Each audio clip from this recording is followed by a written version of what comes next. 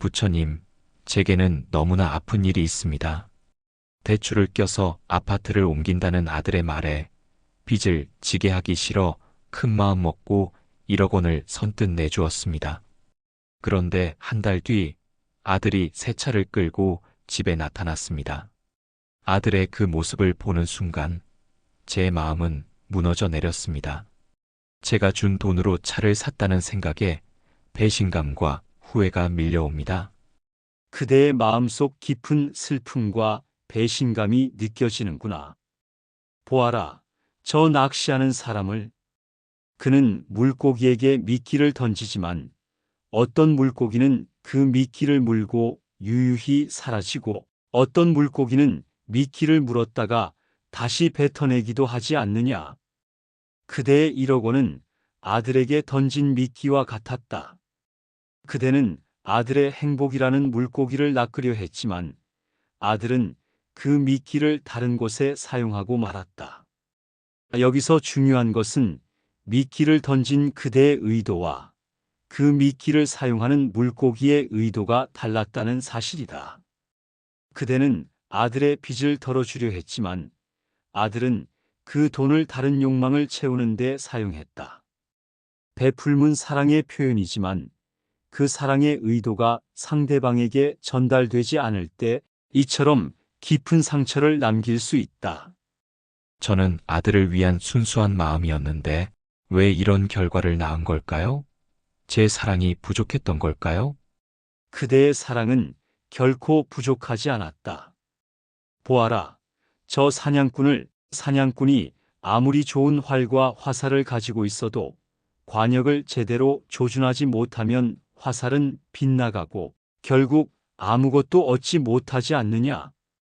빗나간 화살이요. 그렇다.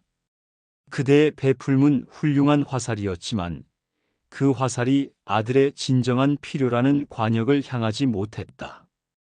그대는 아들이 빚을 갚아주기를 바랐지만 아들은 그 돈을 부모님의 도움이라는 이름으로 자신의 다른 욕망을 채우는 데 사용했다.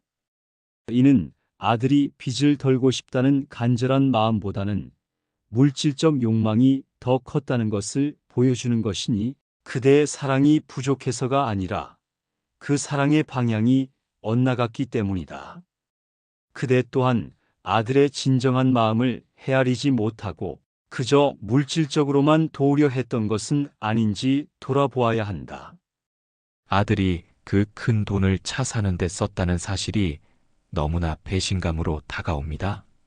제가 번 돈인데 그대의 고통은 내가 준 돈이라는 소유에 대한 집착에서 비롯된 것이다.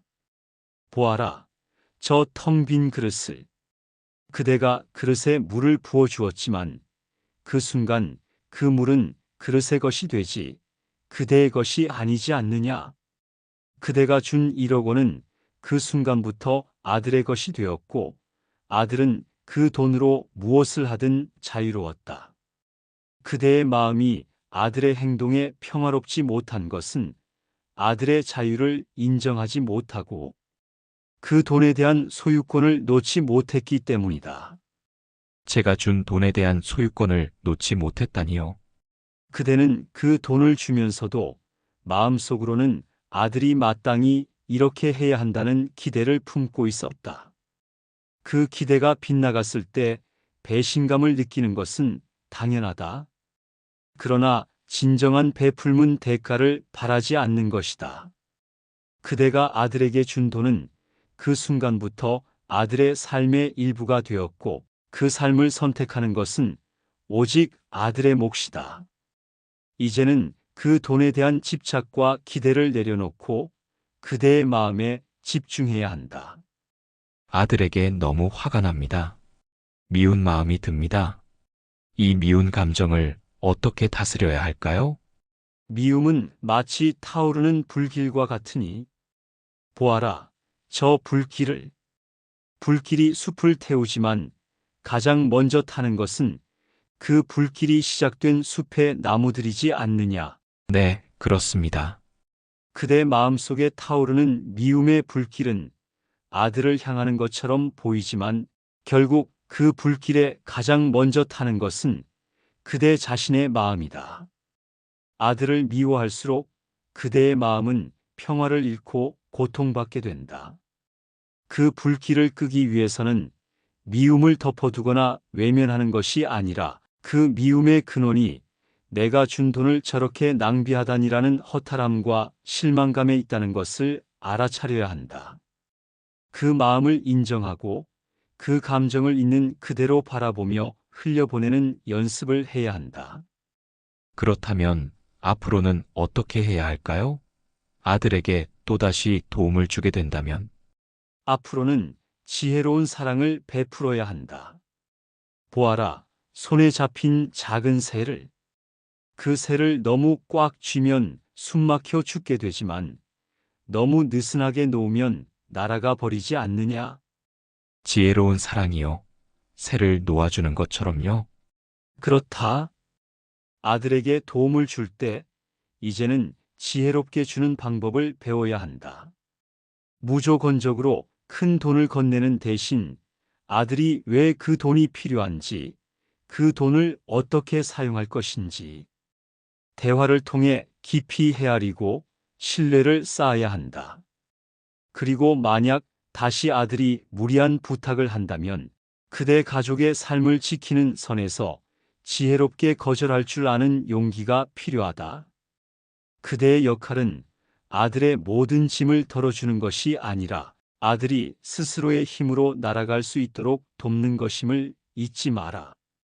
이 모든 과정을 이겨내고 정말 마음이 평화로워질 수 있을까요?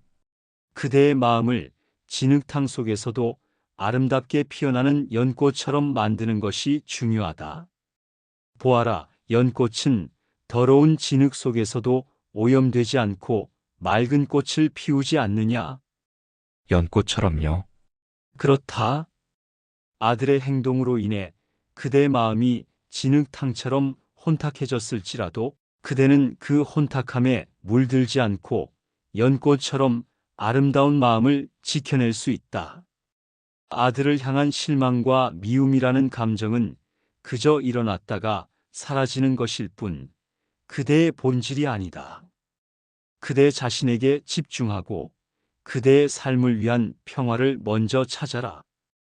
그대가 진정으로 평화로울 때 그대의 평화로운 에너지가 아들에게도 전해질 것이며 아들 또한 그 평화에 이끌려 스스로의 삶을 돌아보게 될 것이다. 그대여, 모든 인연은 변하는 것이니 집착을 내려놓고 지혜로운 마음으로 삶을 살아가라. 그리하면 그대의 삶에 진정한 행복이 깃들 것이다.